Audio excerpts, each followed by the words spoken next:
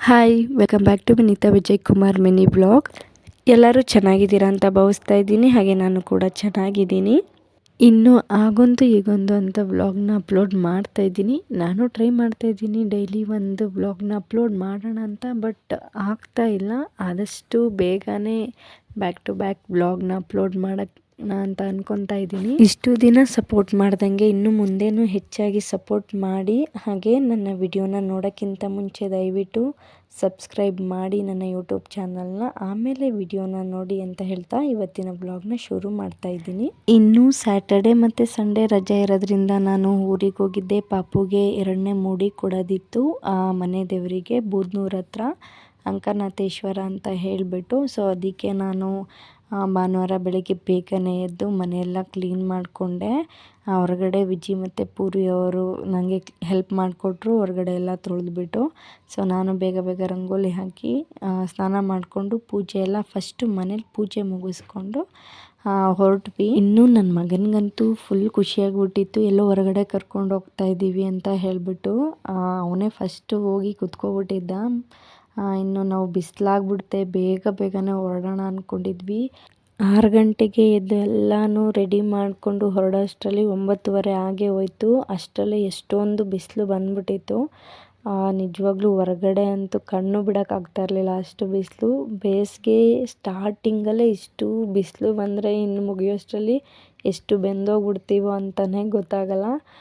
ಇನ್ನು ಬೇಗನೆ ನಾವು ದೇವಸ್ಥಾನಕ್ಕೆ ಒಂದು 10 ಗಂಟೆ ಅಷ್ಟರಲ್ಲೆಲ್ಲ ರೀಚ್ ಆಗೇ ಬಿಟ್ವಿ. ಇನ್ನು ನಾವು ಹೋಗ್ತಾ ಇದ್ದಿದ್ದ ದೇವಸ್ಥಾನ ಬಂದು ಬ್ಯಾಂಗ್ಳೂರು ಮೈಸೂರು ಹೈವೇನಲ್ಲಿರುವ ಬೂದ್ನೂರ್ ಹತ್ತಿರ ಬರುತ್ತೆ. ಇದು ಅಂಕನಾಥೇಶ್ವರ ಅಂತ ಹೇಳಿಬಿಟ್ಟು ಇದು ಮೇಯ್ನಾಗಿ ಮನೆ ದೇವರಾಗಿರುತ್ತೆ. ಆದರೂ ನಾವು ಫಸ್ಟು ವೈದ್ಯನಾಥೇಶ್ವರಂಗೆ ಕೊಟ್ಟು ಆದಮೇಲೆ ಇಲ್ಲಿ ಮುಡಿ ಕೊಡೋದು. 2ನೇ ಮುಡಿಯಾಗಿ ಕೊಡ್ತೀವಿ. ಇನ್ನು ಹೋಗಿದ ತಕ್ಷಣವೇ ಅವನಿಗೆ ಸ್ವಲ್ಪ ತಲೆ ನೆನೆಸಿ ಅಂತ ಹೇಳಿದ್ರು. ನಾವು ಮೊದಲೇ ಸ್ವಲ್ಪ ಬಿಸಿನೀರು ತೊಗೊಂಡು ಹೋಗಿದ್ವಿ.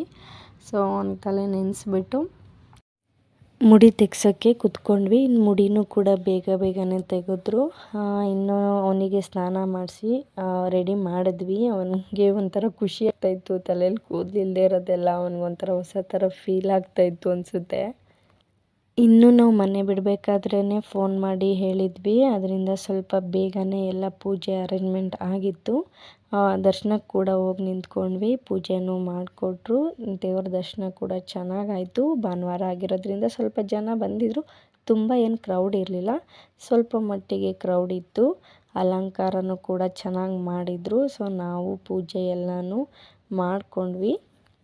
ದೇವರ ದರ್ಶನ ಕೂಡ ತುಂಬಾ ಚೆನ್ನಾಗಾಯಿತು. ಎಲ್ಲ ಸೂತ್ರವಾಗಿ ನಡೀತು. ಇನ್ನು ಅಲ್ಲ ಆಚೆಗಡೆ ಸ್ವಲ್ಪ ಹೊತ್ತು ಟೈಮ್ ಸ್ಪೆಂಡ್ ಕೂಡ ಮಾಡಿದ್ವಿ. ನಮ್ಮ ಅದೃಷ್ಟಕ್ಕೆ ಅಲ್ಲಿ ನಮಗೆ ಪ್ರಸಾದನೂ ಕೂಡ ಸಿಕ್ತು. ಅಲ್ಲೇ ಪ್ರಸಾದನೂ ಕೂಡ ತಿಂದ್ಕೊಂಡು ಒಂದು ಸ್ವಲ್ಪ ಹೊತ್ತು ಟೈಮ್ ಸ್ಪೆಂಡ್ ಮಾಡಿದ್ವಿ. ಏನೋ ಒಂಥರ ಖುಷಿ ಇರುತ್ತೆ ದೇವಸ್ಥಾನಕ್ಕೆ ಹೋದ್ವಿ ಅಂತ ಹೇಳಿದ್ರೆ, ಯಾವುದೇ ಗಡಿಬಿಡಿ ಇಲ್ಲದೇ ಆರಾಮಾಗಿ ಯಾವುದೇ ಯೋಚನೆ ಇಲ್ಲದೆ ಒಂದು ಸ್ವಲ್ಪ ಟೈಮ್ ಸ್ಪೆಂಡ್ ಮಾಡ್ಬೋದು ಅಂತ ಖುಷಿಯಾಗಿ ಪಾಪು ಜೊತೆ ಎಲ್ಲ ಆಡಿಕೊಂಡು ಒಂದಷ್ಟು ಟೈಮ್ ಸ್ಪೆಂಡ್ ಮಾಡಿಕೊಂಡು ನಾವು ಕೂಡ ಹೊರಟ್ವಿ ಮನೆ ಕಡೆಗೆ. ಇನ್ನು ಆಲ್ಮೋಸ್ಟ್ ನಾವು ಹೊರಡೋಷ್ಟರಲ್ಲಿ 11:15 ಆಗಿಬಿಟ್ಟಿತ್ತು. ಅಷ್ಟರಲ್ಲಿ ಬಿಸಿಲಂತೂ ತುಂಬಾ ಶಾರ್ಪಾಗಿತ್ತು. ಇನ್ನು ಪ್ರಕೃತಿ ಬರ್ತಾ ಕ್ಷೀಣಿಸ್ತಾ ಇದೆ ಅಂದರೆ ಮನುಷ್ಯ ಮಾಡಿರುವಂಥ ತಪ್ಪಿಗೆ ವರ್ಷ ಬಿಸಿಲು ಜಾಸ್ತಿನೇ ಆಗ್ತಾಯಿದೆ ಹೊರತು ಕಡಿಮೆ ಅಂತೂ ಆಗ್ತಾಯಿಲ್ಲ. ಅವನ ಅನುಕೂಲಕ್ಕೆ ತಕ್ಕಂತೆ ಹೋಗ್ತಾ ಇದ್ದಂಗೆ ವಾತಾವರಣದಲ್ಲೂ ಅಷ್ಟೇ ಬದಲಾವಣೆ ಜಾಸ್ತಿನೇ ಆಗ್ತಾಯಿದೆ. ಬಿಸಿಲಂದರೆ ಬಿಸಿಲು, ಮಳೆ ಅಂದರೆ ಮಳೆ, ಚಳಿ ಅಂದರೆ ಚಳಿ, ಈ ಥರ ಆಗ್ಬಿಟ್ಟಿದೆ. ಯಾವುದೂ ಕಮ್ಮಿ ಅಂತೂ ಆಗ್ತಾಯಿಲ್ಲ, ವರ್ಷ ಜಾಸ್ತಿನೇ ಆಗ್ತಾಯಿದೆ. ಇದಕ್ಕೆಲ್ಲ ಮೂಲ ಕಾರಣ ನಾವು ಮನುಷ್ಯರುಗಳೇ ಆಗಿರ್ತೀವಿ. ಅದರಿಂದ ನಾವೇ ಅನುಭವಿಸ್ಬೇಕು, ಬಿಸಿಲಾಗಲಿ ಮಳೆ ಆಗಲಿ ಚಳಿ ಆಗಲಿ. ಇನ್ನು ನಾನಂತೂ ಮನೆಗೆ ಹೋಗಿದ ತಕ್ಷಣವೇ ಮಲ್ಕೊಬಿಟ್ಟೆ. ಆ ಬಿಸಿಲಿಂದ ಬಂದ ತಕ್ಷಣ ತುಂಬಾ ಟಯರ್ಡ್ ಆಗಿಬಿಟ್ಟಿತ್ತು. ಪಾಪು ಕೂಡ ಅಷ್ಟೇ ಮಲ್ಕೊಂಡೇ ಬಿಟ್ಟ. ಇನ್ನು ವಿಡಿಯೋ ನೋಡ್ತಾ ಇರೋರು ನಮ್ಮ ಕಡೆ ಈ ಥರ ಬಿಸಿಲಿದೆ, ನಿಮ್ಮ ಕಡೆ ಯಾವ ಥರ ಬಿಸಿಲಿದೆ, ಯಾವ ಥರ ಅನುಭವ ಆಗ್ತಿದೆ ಅನ್ನೋದನ್ನ ಕಮೆಂಟ್ ಮೂಲಕ ತಿಳಿಸಿ.